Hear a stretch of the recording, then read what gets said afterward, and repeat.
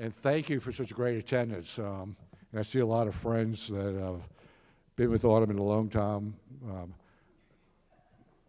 see my old basketball coach.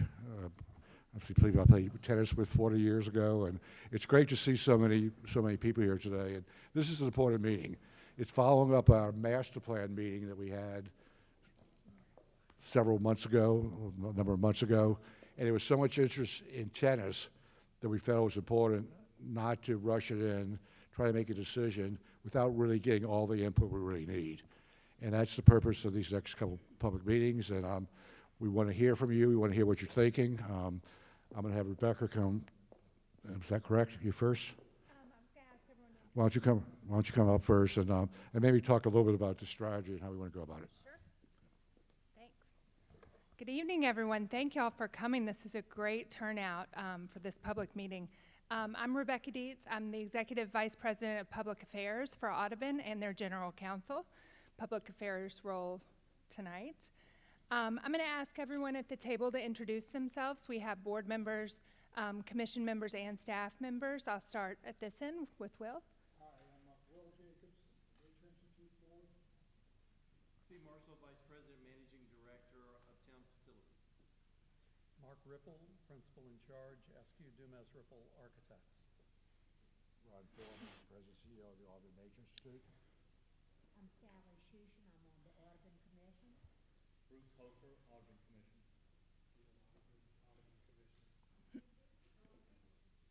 Sorry, we didn't have a roving mic, but Field Ogden. Audubon Commission. So again, thank you all for coming tonight. As you know, and as Ron alluded to, tennis was a very important topic at the Audubon Park Master Plan meetings. So we felt it was important to host another set of public engagement meetings to get feedback from a wide variety of community members and key stakeholders. And that's what these meetings are about, as well as stakeholder meetings we've had throughout the last few months. Tonight you're going to hear from Mark Ripple. He's going to be our moderator, take you through some history of the Audubon Park Master Plan, the importance of tennis to our community and to Audubon. And then we're going to ask for your feedback. So if you have a card, please give it to Schmin, who is walking down the middle right now. If you don't have a card, I encourage everyone to get a card, because even if you don't want to speak, you can just say, I don't want to speak, and we will still take your comment and make it part of the official record. I will also note that we've been taking comments online through the website and are collecting those for the record as well. And that website will stay live for the next few weeks. So if anyone wasn't able to come tonight or isn't able to come next week, please encourage them to fill out a comment online. We are making that part of the record. All right, I'm going to turn it over to Mark.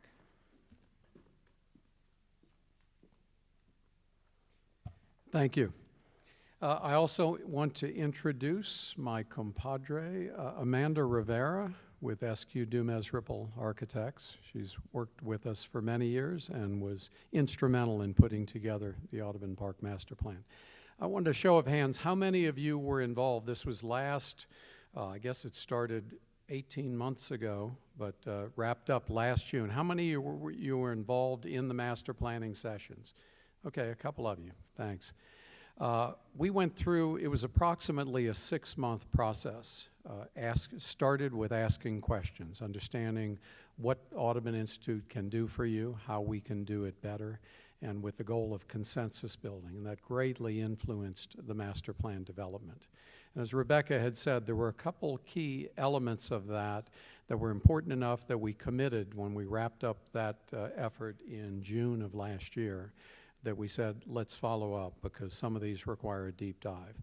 So the tennis situation and the needs of the tennis group were clearly expressed, and we said this is important enough to follow up with.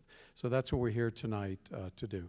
As we mentioned, our firm, SQ Dumas Ripple, is a local firm that does architectural design and master planning. We headed up that effort. If you can read some of the names on the screen, we also had a local landscape architect, Spockman Mossop Michaels. We had a traffic engineer involved in that piece of the work, Urban Systems. And then last but certainly not least, we had a very robust digital media website effort that was headed up by Urban Interactive Studio. At its core, it involved community engagement, starting by listening, understanding what the community saw in the Audubon Institute and specifically at Audubon Park and how we can make it a better park. And it was started with listening, but then led into a series of very active, engaging workshops to where we were able to build consensus. But it also involved digital media, because some people either could not necessarily attend the meetings, and we wanted as much as possible to reach out to everybody in the community, everybody in the city. So it allowed, I think we had, did we not have, in the thousands, I guess it was over 1,000 folks that responded, that voiced their opinions. We also had done intercept surveys where we sent people out into the park during the day and asked the passersby on the street what they thought, what was working, what was not. It allowed us to reach a lot of conclusions, because it's important to hear from an individual, but it's also important to understand the numbers themselves. If 100 people that weigh in on a website are saying something, then that's extremely important. We need to take note of that. And generally, we're not going to go into this in detail, but generally what it said is we think that the amount of offerings is appropriate. We talked a lot during the master plan about balance, trying to find that balance between active and recreation and passive relaxation, balance between the needs of the park and the offerings of the park and the opinions of the community. But the primary message is, yeah, we need neither expansion nor contraction of programs in general. What we need is to make the offerings that we have better. How can we make them as good as they possibly can be? And we got lots of really good, insightful input on that. So the process we're going to use tonight and in subsequent meetings is very similar to the process we used for the master plan. It starts with listening. We're going to, after this introduction, we're going to spend the rest of this meeting listening to you, your comments, your opinions, your questions. From there, it will be a combination of listening and engaging with you. Depending on the outcome of this meeting, we'll structure the second one to where we can drill deeper in understanding the issues at play. And ultimately, the goal is to summarize, to build consensus, and to be able to act on what we've heard. So if you're familiar with the park, of course, you may not be used to looking at it from overhead. So let me orient you. This line right here is Magazine Street. This is the edge of the river. Way over here on the other side is St. Charles Avenue. This is Exposition Boulevard. So we looked at the entirety of the park during the master planning. It's a bit hard to see, but the orange highlights are the formal recreation facilities. Of course, you've got soccer, baseball, softball out along the fly, along the river's edge. You've got baseball, and what we're here to talk about tonight is tennis. As we zoom in, for those of y'all presumably that are generally familiar with the tennis courts, what we have is 10 clay surface courts. They're lumped together in clusters of 2, 5 clusters of 2, with a club. Oh, and I'm sorry, to orient you, this is the baseball field on this side. The backside of Children's Hospital at Calhoun is down here, and along this edge, slightly off the screen, would be Tchoupitoulas. So we've got an existing parking lot that peels off of Tchoupitoulas. We have a cluster of 10 tennis courts with the clubhouse and common green space in between. Up along this edge, closest to the park and going in the direction of the zoo, we have the street that runs to and from the fly that has a lot of what we call informal gravel parking that's sort of arranged in an ad hoc fashion along there. And as we said, tennis courts, baseball field toward the river, the zoo area off in the distance. This is the edge of Children's Hospital. As many of you are aware, they're going through a major expansion. This is the edge of Tchoupitoulas that goes to the turnaround, and this is the neighborhood immediately adjacent to Tchoupitoulas between Calhoun and the park. Again, for an orientation, the 5 courts, baseball field. So what we heard the last time, we listed the suggested improvements, and you can read through them. Don't need to read through them for you. The key thing is what we heard, consistently in every meeting, we got some really strong representation from the folks that use the tennis courts all the time. And what we heard is they're extremely popular, they're very convenient to the community, they're heavily used. Is there any way that we can do improvements? And most importantly, I think one of the comments that we'll be certainly hearing from folks tonight is there any way to expand the venue, the program, to where we can include lighting, to where we expand the tennis to a nighttime activity as well. But this is in general the kinds of comments that we heard. Similar to the overall, we know what we've got, we like what we've got, can we make it better, and how can we do so, and do so in a way that's respectful of the neighbors, of the community, and of the park at large.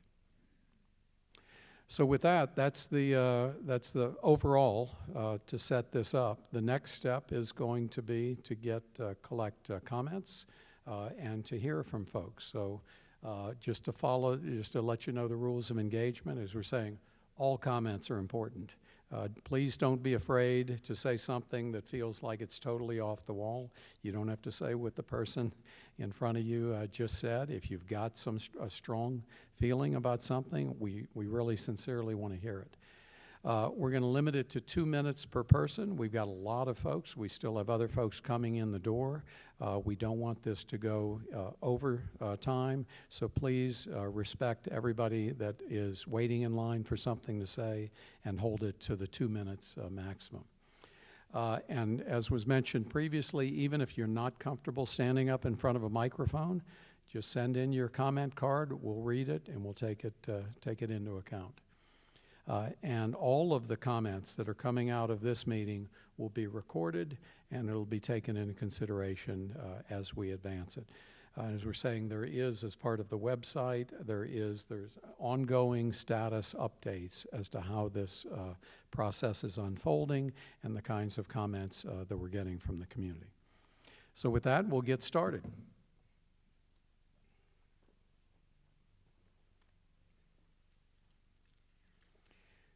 First person up, Carrie Becker.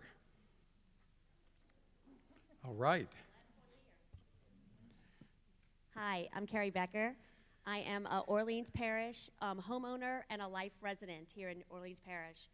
I work for the USTA. I'm the local leader liaison here in New Orleans. I'm also on the board for the New Orleans Metropolitan Tennis Association, as well as the Thursday Night Ladies Tennis League. Tennis is really big in the city, as you know, and I've been to you guys before at your other meetings. Currently, right now, we do not have enough courts at night with lights to accommodate all the tennis playing that needs to happen. And adding lights to Audubon will actually help and aid in this situation, as well as bidding on tournaments and other programming and things like that could really help. The tennis facility that you have could definitely use some improvement. The facility itself, Chris Barb and his staff do an amazing job with the courts themselves. They are manicured and they're impeccable every single day. My team plays out of Audubon and they're always perfect every time we get there. And so Chris, Chris does a great job with the courts. So that's why a lot of people want to play there. And adding lights, you're just going to only enhance and make it even more attractive for more people and more programming and more things to happen. And adding Audubon on the list of tennis courts and facilities that we can bid on tournaments and use and bring more people to the city will only make it better. Thank you. And more money to Audubon. Important caveat there. Thank you, Carrie. Okay, next up, Harold Steinitz. Steinitz. Steinitz. Yes. I've heard some comments circulating that maybe some hard courts might be considered. As someone who has some bad hips and knees, I really like the clay court idea. It really is easier on the older people. I also want to echo, Chris has been fabulous in terms of taking care of the courts. They really are the best courts in the city. I prefer them over any other place in the city. I actually use the showers at the clubhouse all the time. It's sort of shameful. They work, but we really need some expanded facilities, for those who want to use them after we play. Lights have been mentioned. I don't know if we're planning to consider additional courts. I know, at least as part of the group we're in, many times there are a lot of people waiting. I mean, we have gone to 5-game sets, no ad scoring, just because when there are a lot of people waiting, we try to rotate through more quickly. Right. So I think that's kind of it from my point of view. But thank you. Okay. Thank you, Harold. Next up, Cindy Hart.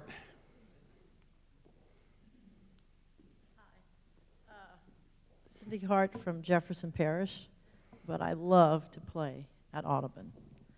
I love to come out here. I have since I was a little girl growing up on the bayou. I just want to see it enhanced because I love coming here so much. I love clay. I'm going to be 60 next year, so I love clay. I'm also, because I'm 60, I love to go to the bathroom more. So I need more of those. We need more of those. But I'm going to wait and hear more from everyone because I've got some opinion about lighting. I'm building a tennis retreat in Bay St. Louis right now with 2 partners. Lighting has come up in our venture, and we had to go before the zoning board, and they invited the community there, and we heard a lot of what I think we'll hear tonight. But I just am going to wait on that one because I have 2 minutes, and I'll just see where that goes. But I would love to come back up and tell you how we had a solution on that. Terrific. Thank you, Cindy.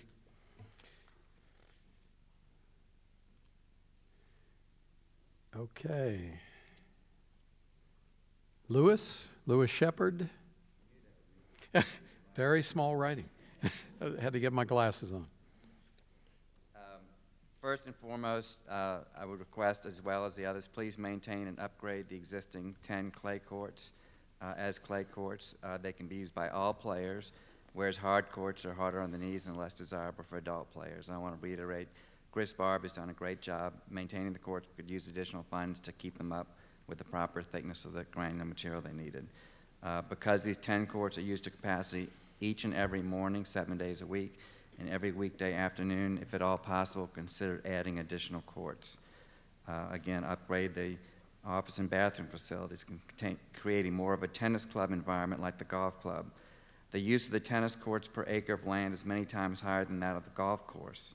So by comparison, also add a urinal to the men's room and a second toilet in the ladies' room, plus changing room and lockers. Because the existing parking area frequently fills up, we need additional parking. An ideal location being the grass area just north of courts 1 and 2. No one ever used this area for anything. Alternatively, you could put angle parking on the strip next to the fence just west of court 2 with a walkway over the ditch. Mitigate the interference of the tennis courts by the newly reopened baseball field by rotating the field 180 degrees to keep the foul balls away from the tennis courts. Also move the batting cage to the riverside of the field to reduce the incessant ball-on-bat noise and prohibit the use of amplified music at the baseball field. And finally, we keep hearing these persistent rumors that it's already a done deal that Tulane University has arranged to convert the clay courts to hard courts for their use. The Audubon courts are public courts for use by the public. Unlike all of us who have been paying property taxes and play tennis here for decades, Tulane has nonprofit status and pays no property taxes. It is patently unfair for them to continue to tear up their on-campus courts for other uses and then come here and confiscate ours. Thank you.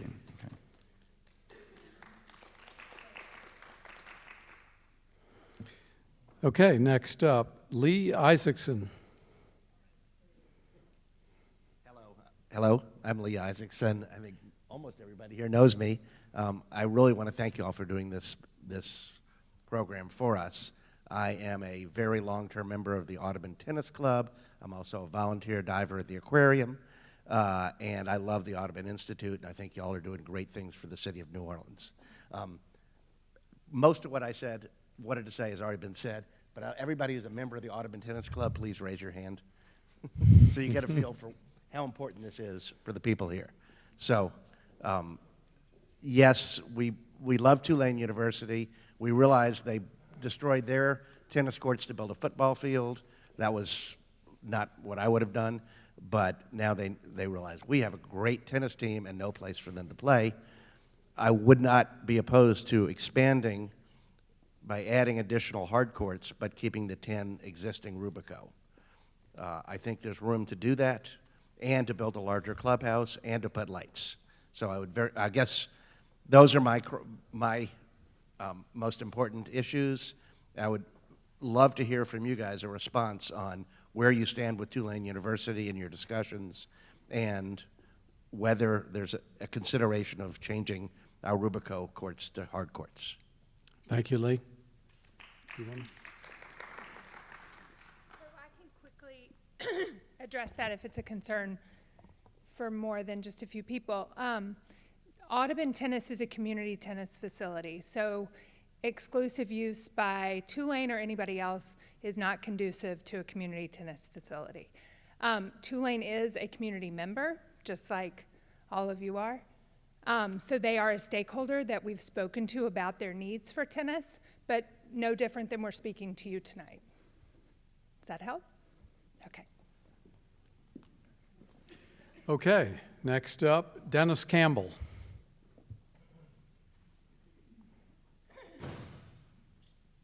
How you doing? Dennis Campbell. I'm a resident right up here on Annunciation. I'd like just some, as you can see what I'm asking on there, the time and days that we're going to be open, and one way or the other, because accessibility and stuff like that with parking and things like that and everything, and traffic. Would you like to expand on that? Any thoughts Well, about no, days and times? I volunteer here, Yeah. so I do the elephant exhibit. So no, I mean, whatever we can do, that's fine. I just want to make sure that if we're going to expand in any way, shape, or form, that we make sure traffic to and from, because, let's face it, the zoo's limited. Right. Right here. This is it, Magazine Street. You got Chapatulas, but we're right here. Right. That's basically it. Okay. Okay. All right. Thank you, Dennis. Helen Eshelman. I'm Helen Eshelman. I'm president of the Audubon Park Tennis Club. We have 62 members. We play every Saturday and Sunday mornings from 8 to 12, and also on holidays. We love the Rubico courts, and we often have to wait to get, we have 4 courts every Saturday and Sunday. We often rent more than that, and we guarantee that, too, by the club. We've been around since 1940, and so I guess our biggest concern, or my biggest concern, is to keep the 10 Rubico courts, maybe add some more parking if possible, and upgrade the bathroom facilities. Lights would be great, and if there's a complaint or problems with the neighbors, maybe just light the back courts. That's a possibility, and there's already poles up there and lights facing the baseball field. I love Lewis's idea of moving, rotating that baseball field so the foul balls aren't coming over and hitting anybody in the head. And that's about it, so thank you. Thank you, Helen. Nicole Williamson.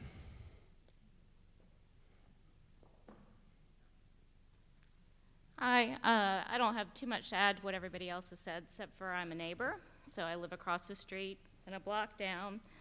The lights would just be competing with Avenger Field and Children's Hospital. I mean, it's really not an issue. The entire neighborhood is lit up already, so that's not going to be anything that's more difficult. I think part of the problem with the parking has been the competing with Avenger Field, because those cars all come along the side. And so if anybody comes to the tennis courts and that lot is filled, they're competing with Avenger, and you can't really compete with the Avenger Field activities. So that's it. Lights, yay. And Nicole, I'm looking at 6221. That is the block immediately adjacent to the courts, or is it a block? It's a block. Further down, yeah. Play and Gotcha. Okay. Thank you, Nicole. Bruce Goodwin. Yeah, I live about a block away, and I've used the tennis courts for many years. I just want to speak in favor, first of all, of the lights, because for me, it would just extend the amount of time, of course, it's possible to play, because during the summer, it's, for me, intolerable during the sunlight hours. So that's really the only time to play. So I think that's the main thing. I also really love the Rubico. It's not only much more pleasant surface to play on, but also you can play on it right after it rains. So you just get more use out of the courts. Whereas really for hard courts, they're out of commission for the rest of the day. Thanks. Thank you, Bruce. Diane Simpson.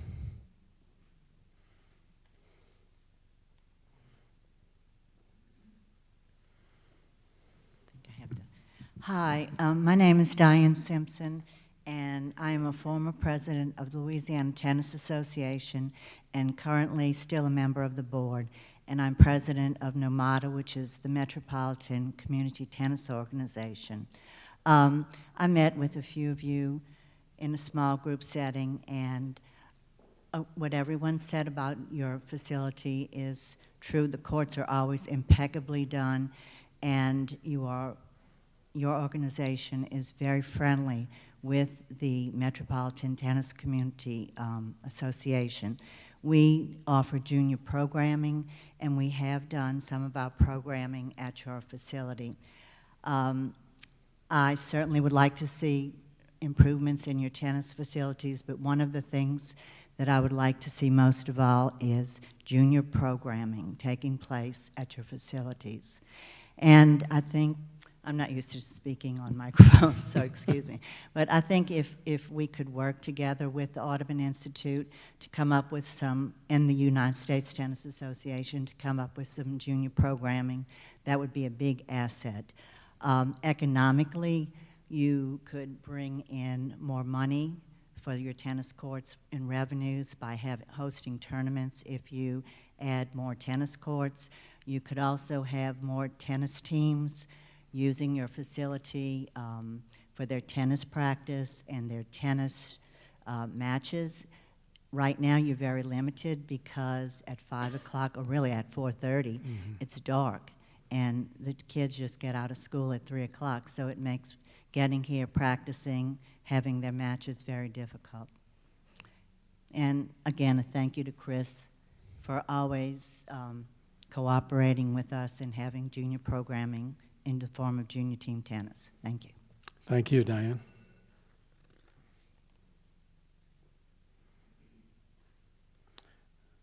Brad Grolsch? Yes, my name is Brad Gross. I live in Metairie. I don't live in the neighborhood, but I do play tennis, and I'm a frequent nighttime tennis player, so I don't have a lot of occasion to play at Audubon Park's tennis facility, although I have played there in the past.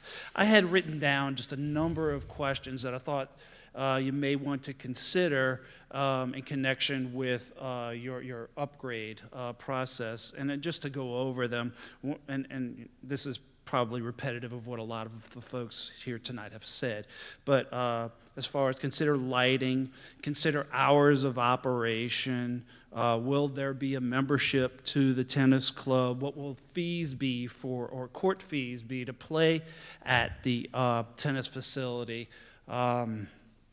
Let's see. Can courts be reserved online? Can courts be paid for online? Will you permit USTA matches? Will you permit league play? I play summer league mixed doubles every summer. Never been able to play at Audubon because I play at nighttime. We have tournaments at the facility. We have socials at the facility. Will you build more courts? And then will there be any parking lot security? I know sometimes regrettably at other tennis facilities in the area, there have been reports of break-ins of people's cars who they're out playing a tennis match. They get back from tennis and some lady's purse is gone or something like that. So just items I thought that might merit consideration in connection with your upgrade. And thank you for this event tonight and this opportunity to voice these questions. Certainly. Thank you, Brad. Nat Mohan.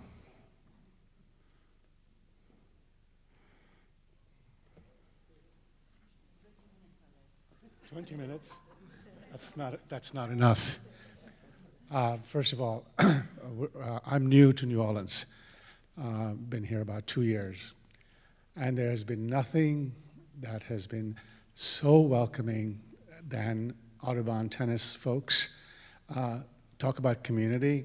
I really feel part of this community because of these folks here.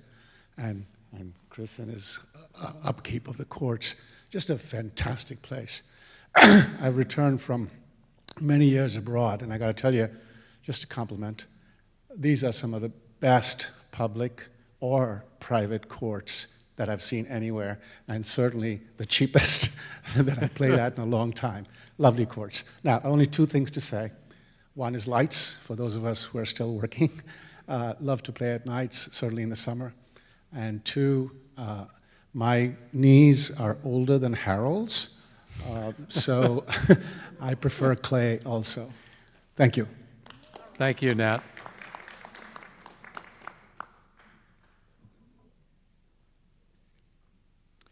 Is it Sergio? Sergio Gors. Looks like it. Gordon, Saru, Gordon? Or Sergio, anybody. Okay. Sorry about that. Hey, Gordon Saru. I'm a member of the Audubon Tennis Club, and speaking strictly for myself, though, but thank you so much for having us. Thanks for considering upgrades to the tennis facility. It's already a great place to play. I think it's better courts, more space between the courts. It's better. I'd rather play there than play at the Lawn Tennis Club or Stern Center. So I think you're starting from a good point. I don't think there's much need to do anything with it. I mean, you could have more parking in a perfect world, but I think it's not horrible the way it is. It's been a little backed up lately because of the construction at Children's Hospital, but I don't think it's a huge issue. I think lights at night would be all right, but I don't know what the impact would be or the cost would be. But basically, it's great the way it is, so less is more. Thank you. Well, thank you.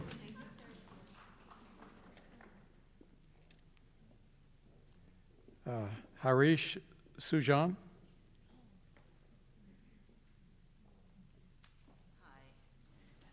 I have multiple associations, one of which is with this group that's here, and the other is with Tulane University. Now, I think there might be 5 or 6 of us that have been past presidents. I know Lee was, I was too. One thing I have as a very clear impression, which Gordon left very clearly, this group hates any change whatsoever. I mean, ask the past presidents, we've all tried. So Gordon spelled it out for us, and I guess you got to take that with a pinch of salt, okay? Now, with the Tulane issue, the rumors that are floating around are not going to get quelled unless you give us more information. There is a whole bunch of people who believe that Tulane is out to do a hostile takeover, which is, I believe, not true at all. I think it's sort of worth thinking about. From my perspective as a Tulane faculty, I feel there's a whole lot that can be done that's positive, that would get both institutions to be happier. And I pointed it out the last time I was here, and you responded with some positivity to this. You look at that structure there. If Tulane does get involved, they'll want 6 hard courts. We know that. That's sort of the given. And everyone looks at this and worries about what will be taken away. So some information that tells us more about this, okay? And the third association that I have is I'm a marketing faculty. Now, when you have something for which the consumer demand is so high and so pressing, that's a marketing opportunity for my framework. So change might be a good idea. Thank you. Thank you, Harish. Beth Sheets.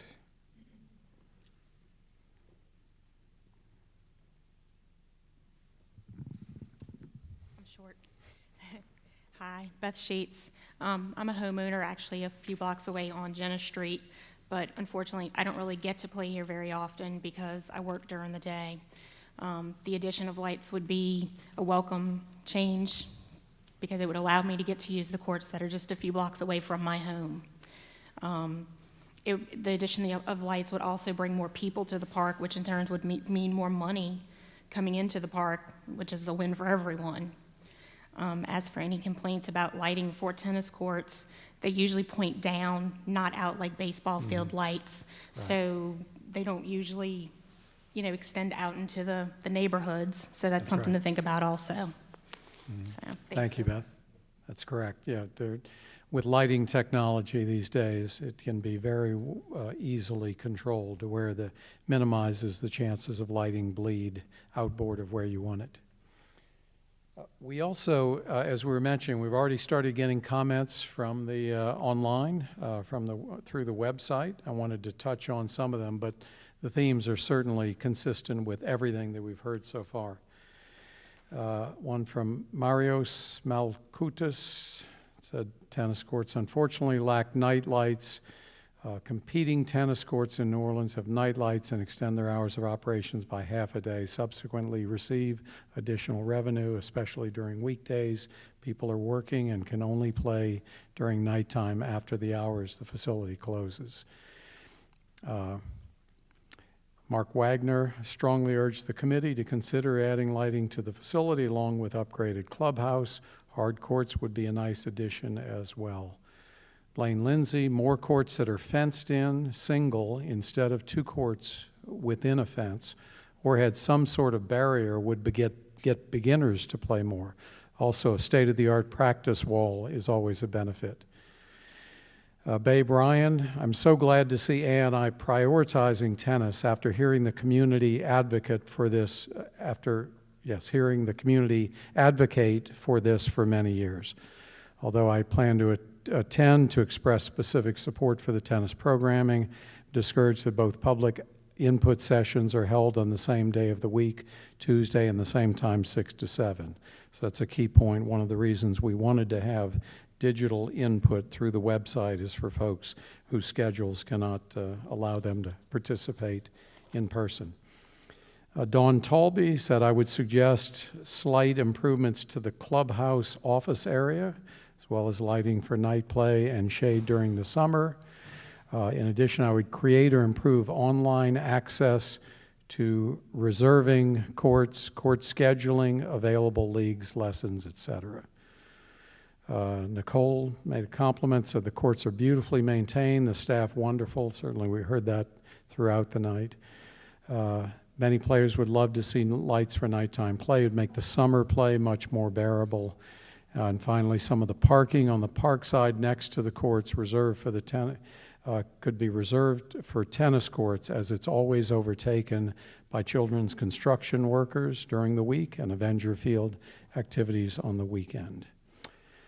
Final comment, it said, just some numbered items, electronic scheduling and payments, electronic notification system about closures, lights, foul ball protection, we heard that several times tonight, rain tarps or court covers. So certainly the comments have been online are pretty consistent with what we've heard here tonight.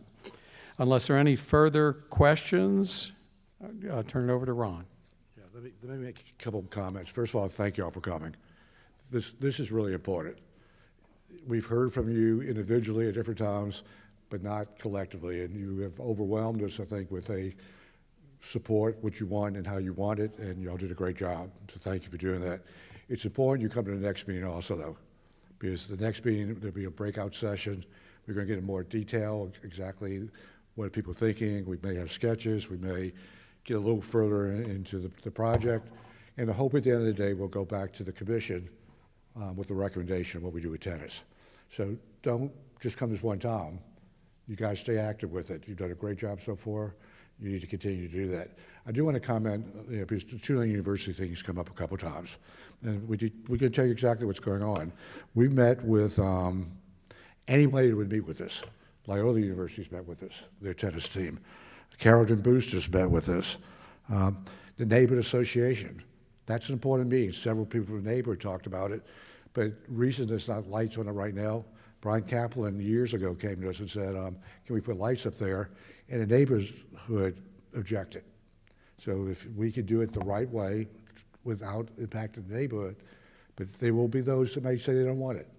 And so if you want lights, you need to come up with your strategy, your thinking, your support. That was something last time. Lights not on the tennis courts now because people came and said no lights. So you're going to stick with that, come and we'll work in the design, make sure we can show it the right way. That we don't think it will impact the neighborhood, but that will become an issue. We have met with the neighborhood associations closest to the park.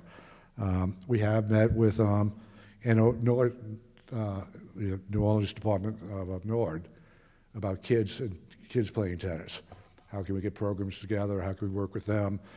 As you know, we just passed a millage with NORD on how we're working together. We're looking at programs we can do. Tennis is one of the ones we think it could provide to the kids in a much better way, and we want to look at doing that. So we met with NORD. We met with USTA. They're important. It's a great opportunity to work with a nationwide program that's quality in what they do, and we've asked them what they think. We certainly have met with the Audubon Tennis Club. We probably met with more of the Audubon Tennis Club individuals than anyone, and did a great job tonight with it. So Tulane, we have met with Tulane, and they're expressed an interest, but their interest is no different than the other 10 people we met with. The public process will lead to a conclusion on what the board decides, what they want to do, and how they want to do it. Our only objective is to do quality facilities for tennis players and what they want, what they need, and what they'll support. And that's our goal. There's no hidden agenda. There's no, we're not hiding back with an idea of what should we do and how should we do it. We're here to listen, and we're going to come back with a strategy. And at the end of the day, we're committed to make tennis better. And I certainly applaud our staff. We do have great staff, and thank you all for recognizing the staff. That's important for us to hear. Customer service is as good as the tennis courts need to be. So we need to do the very best in customer service, and we do a good job with that. So we're glad that you responded so heavily to it. So my only request, and I hope I answered your question about Tulane. There's not a hidden plan with Tulane. We told Tulane when we met with them, tell us what you're thinking, tell us what you need, just like we talked to everybody else what they need, and we'll take that into consideration, just like we're taking everybody else's thoughts into consideration. So don't just come to this meeting. I know you all got active to come tonight. Stay active. That's the way we get this done the right way. Last statement, we want to do it right. And we've done things like the zoo, the aquarium, Audubon Park. Tennis is something we have not addressed in a long time. We can do a much better job with the tennis facility than we have right now, particularly the clubhouse, the bathrooms, some of the support areas around it can be a much better quality. You can look at this room as an example. You can look at the golf clubhouse as a room. Tennis has not had that same attention, and so it's an opportunity to really look at the whole complex and make it the very best it could be. We're limited with land, but with the land we have and what we're thinking of doing, we can make it even much better. So thank you for that. I saw someone raising a hand in the back. Yeah, I'm Monique Bryson. I live in Gentilly. A few things I just wanted to say was lights is safety. Another thing that I think is very important, that New Orleans has more players that go to nationals than any other city this size, except, of course, Alaska. So, you do the numbers. But guess what? When we go to the state, we have to go to Baton Rouge, Shreveport, or Monroe. We have to go somewhere else. If we can stay here, if we can build courts, we can come here. And people will come here. Families will come here. Tennis is family-oriented. And you make it, you've done a great job with all of your other facilities. Make this one just a small little portion, just a little nugget, And tennis is family. And we just hate having to leave. Because when we go for state, we have to leave. For sectionals, we have to leave. And New Orleans should be able to host these events. Because New Orleans is an event city. Let's make it family-oriented, too. Again, I think what we're saying, we support exactly what you're saying. It's tennis' chance to do something better than we have right now.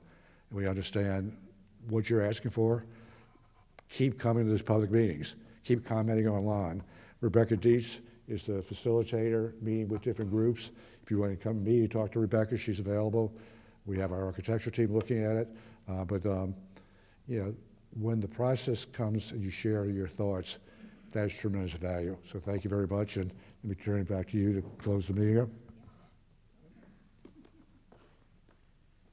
So our next meeting, yes, I'm sorry.